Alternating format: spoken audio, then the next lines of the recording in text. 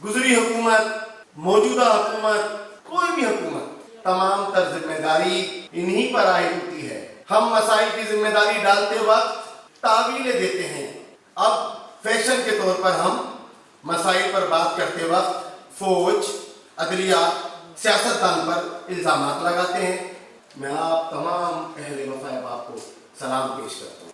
मेरे दोस्तों, आज की तकरीब जाग उठा है सारा वतन से हमारे जितने अहबाब ने गुफ्तगू की, जो पैगाम दिया, ये पैगाम कोई रस्मी पैगाम नहीं है, बल्कि दुनिया के बदलते हुए हालात में पाकिस्तान के पॉलिसी साज लोगों के लिए लाइन ऑफ डायरेक्शन है। मगर मैं सीधे सादे लफ्जों में कहूंगा कि तमाम तर जिम्मेदारी हुकूमत की होती है।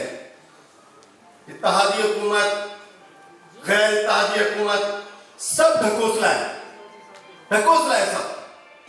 अब सरबराह हुकूमत जो भी है, तमाम तर जिम्मेदारी उसी की है। इंतखाबात कैसे भी हों, जब हुकूमत दे दी गई तो अब जिम्मेदारी जो सरबराह हुकूमत है उसी की है। मेरे दोस्तों, दुनिया के बदलते हुए हालात में पाकिस्तान ने यह तो साबित कर दिया कि हम अपनी सलामती, तहफ़्फ़ुज़ और खुद मुख्तारी पर 1 इंच भी अपने अहद से पीछे नहीं हटेंगे। मई 2025 में सिर्फ 3 दिनों में हमने भारत को ये सबक दिया कि हम अपनी आज़ादी, सलामती और खुद मुख्तारी कायम रखने के लिए हर तरह से बगैर किसी दबाव के दुश्मन के दांतों से पसीना निकाल देंगे। अब जबकि हमारे पड़ोस ईरान का मामला हो, पाकिस्तान ने जो किरदार अदा किया, आलमी उफक पर पाकिस्तान ने यह साबित किया कि ये मुल्क कायद आज़म मोहम्मद अली जिन्ना के विजन पर चलने की ख्वाहिश पूरी कर सकता है। मैं अपनी बात में कायद आज़म का नाम ना लूं तो इस बज़म को सजाने का फायदा ना होगा। मेरे दोस्तों, बज़्म अहले वफा ने 2023 से आप तमाम अहले वफा से राब्ता किया और आज 2026 आप हमारे साथ हैं। और मैं उम्मीद से नहीं, यकीन के साथ कहता हूं कि हम अपनी वफा के साथ जुड़े रहेंगे। मेरे अजीज दोस्तों, मैं किसी रियासत के टुकड़े होने का ख्वाहिशमंद नहीं हूं और ना ये सोच अच्छी होती है। मगर जब कोई मेरे पाकिस्तान को टुकड़े करने की सोच रखेगा तो मैं इसे कहूंगा कि टुकड़े तुम्हारे होंगे, टुकड़े तुम्हारे होंगे।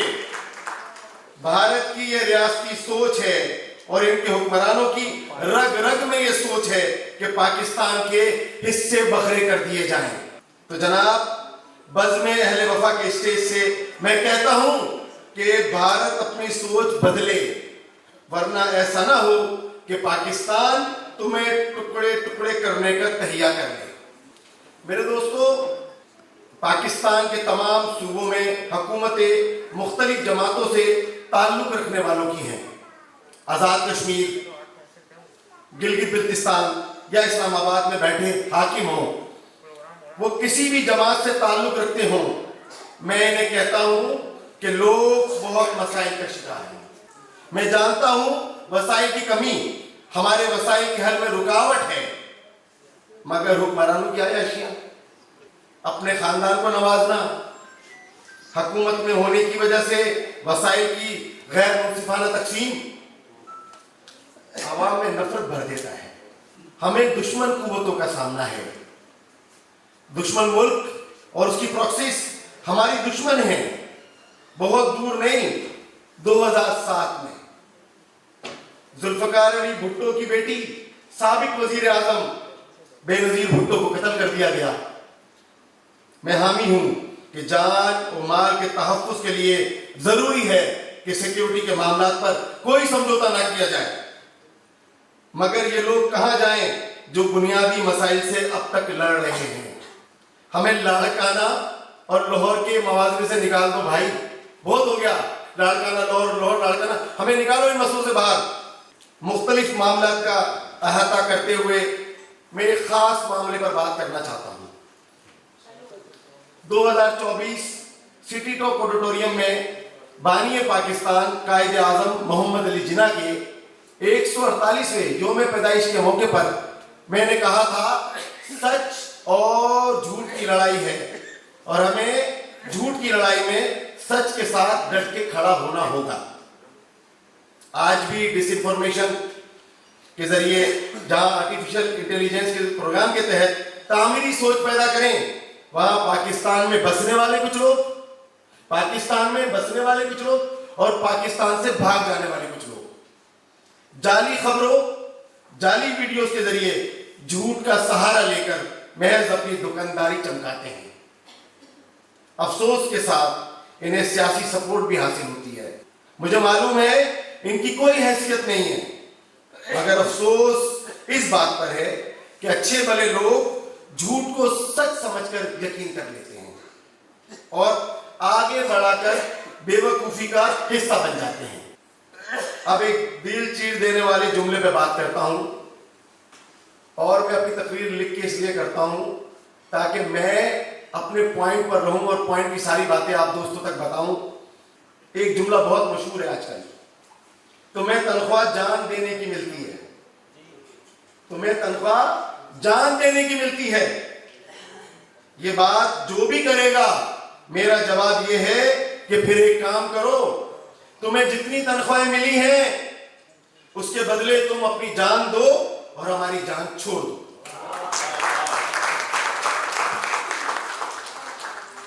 دستار کے ہر تار کی تحقیق ہے لازم، دستار کے ہر تار کی تحقیق ہے لازم، ہر صاحب دستار معزز نہیں ہوتا۔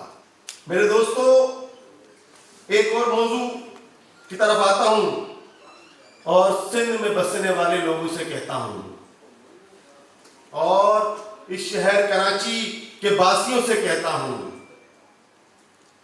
کہ جس ہیلو کے انتظار میں ہو وہ تمہاری نسلوں کو برباد کر گیا۔ اور ہاں میرے سندھی بھائیوں، تم سے بھی کہتا ہوں کہ شاہ لطیف بھٹائی اور سچل سرمس کو اپنا رہنما مانتے ہو تو سندھو دیش کی سوچ کو ختم کر دو،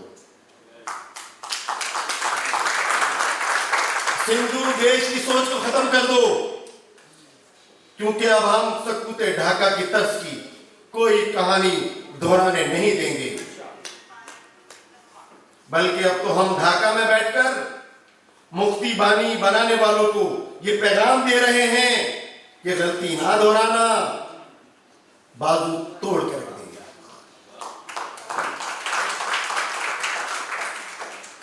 اور ہاں میرے بلوچ بھائیوں، تمہارا مستقبل بلوچستان کے ساتھ اور بلوچستان کا مستقبل پاکستان کے ساتھ رہتی دنیا تک قائم رہے گا۔ تمہارا مستقبل ہتھیار اٹھا کر علیحدہ ہونے سے روشن نہیں ہوگا، بلکہ اپنی مٹی سے جڑ کر روشن ہوگا۔ کوئی دشمن میرے ملک کا بال بیکا نہیں کر سکتا۔ میرے دوستو، بزم اہل وفا اپنے نعرے ہمیں قائد اعظم کا پاکستان چاہیے کے ساتھ مکمل طاقت کے ساتھ کام کر رہی ہے۔ قافلہ مختصر صحیح مگر آواز تو توانا ہے۔ قائد اعظم کا یہ ویژن پاکستان دنیا کے نقشے پر سرخرو رہے، آج ہماری افواج کی بدولت ہے۔ یہ پاکستان طاقت کے ساتھ امن کے لیے کوشاں ہے۔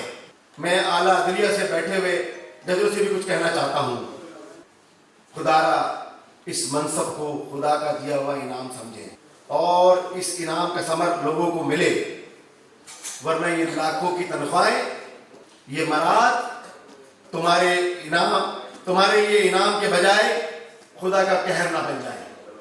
بس اختتام کرنے لگا ہوں۔ جاگ اٹھا ہے سارا وطن سے یہ پیغام دے رہا ہوں کہ اب انقلاب کے نام پر ہم اپنے پاکستان کو مصر، شام یا عراق نہیں بننے دیں۔ حکمرانوں کو یہ سمجھنا ہوگا اس پاکستان کی سلامتی اور خود مختاری کے ضامن اپنی جانوں کے نذرانے دے کر ہماری حفاظت کر رہے ہیں۔ اب یہ آپ کی ذمہ داری ہے کہ آپ پاکستان کے عوام کے مسائل کو حل کریں۔ دنیا کے بدلتے ہوئے حالات میں معاشی مسائل کا حل آپ نے نکالنا ہے، حکمرانوں نے نکالنا ہے۔ افواج پاکستان کی قربانیوں کو ہم ضائع نہیں ہونے دیں گے۔ میرے رب نے اتنا پیارا پاکستان دیا ہے تو اس پیارے پاکستان میں بسنے والے انسانوں کو ان کا جو حق ہے، جو سہولتیں ملنی چاہیے، آپ ان کو دے دیں۔ اور ہاں، بزم اہل وفا درخواست کرتی ہے کہ پاکستان کے لیے جان کی قربانی دینے والی فوج کے جوانوں کے اہل خانہ کو وہ مراد دی جائیں جو ان کا حق بنتا ہے۔ اور بس یہ کہوں گا کہ بزم اہل وفا کا نعرہ ہمیں قائد اعظم کا پاکستان چاہیے محض دیوانے کا خواب نہیں ہے، بلکہ یہ قائد اعظم کے ویژن کے مطابق تا قیامت سوچ کی مانند پوری آب و تاب کے ساتھ چمکتا دمکتا رہے گا۔ اختتام کرنے لگا ہوں، جو پاکستان میں رہ کر اپنے پاکستان کی جڑوں کو کاٹتے ہیں، میں ان کی کوئی بات کوئی دلیل نہیں مانتا۔ آخر میں ایک شعر ہے جو میرے دل کی خواہش بھی ہے اور انشاءاللہ یہ پوری بھی ہوگی۔ مقتل میں نہ ہوئے تو زندہ میں ملیں گے، مقتل میں نہ ہوئے تو زندہ میں ملیں گے، ہم لوگوں میں بیعت کی روایت نہیں ملتی۔ پاکستان زندہ ہے۔ کہ سکون کو بسر پروگرام ارینج کیا کہ بھائی ہمیشہ ہر جگہ کا اس سے پہلے ایک آدھ دن بعد جو نظر کمیونیکیشن کرتے ہیں میرے خیال سے یہ پاکستان کا فرض ہے کہ اس کی ذمہ داری ہے کہ وہ 14 اگست کو جو ہے آزادی اس سے